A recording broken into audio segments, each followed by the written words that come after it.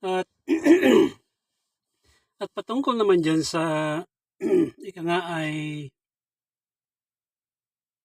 paghahanap natin ng attention,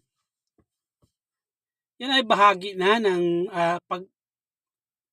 pagkalikha sa atin ng Panginoon. Kasi nga, ika nga sa English, tayo ay ginawa niyang social being. Meaning, meant for relationship with others. And yan talaga yung pinaka-reliyon ng biblical na Kristyanismo. Relasyon. Relasyon sa Panginoon at relasyon sa kapwa-tao. Yung relasyon, yung mabuti nating relasyon sa kapwa-tao, yun yung ika nga ay tawag sa Tagalog, pruweba or proof natin na mahal natin ang Diyos. Yun yung sabi ni Kristo mahalin mo ang iyong Diyos ng iyong buong puso sapagkat ito ang pinakauna at pangunahing kautusan. At ikalawa ay mahalin mo ang iba gaya ng sarili mo. Siyempre, pag mahal natin ang sarili natin, ay tinuturuan natin ito ng tama. Tinitrain natin ito sa tama. At hindi natin ito kinokonsente kapag tayo ay mali. Tinuturuan natin na kilalanin ito ang mali natin sa harapan ng Diyos.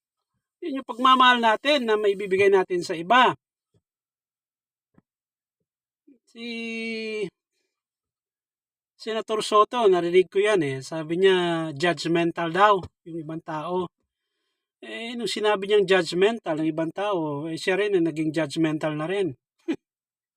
Walang masama mag-judgment basta tama ang ating paghuhusga. Kahit na nga yung mga religious hypocrite people sa panahon ni Kristo ay inutusan ng Panginoon na humusga sila ng tama, matuwid, at hindi yung pagpapakitang tao lamang. Na hinuhusga nilang ibang tao ng mali, ibang tao, ngunit sila ay mali din. So, yan yun, yung ating ay kasama yan sa ating pagmamahal sa ibang tao. At back doon sa paghanap ng relasyon, normal lang yan because sabi nga ng iba, no man is an island. Ibig sabihin nun, hindi tayo nilikha ng Diyos na nag-iisa. Tayo ay para sa isa't isa.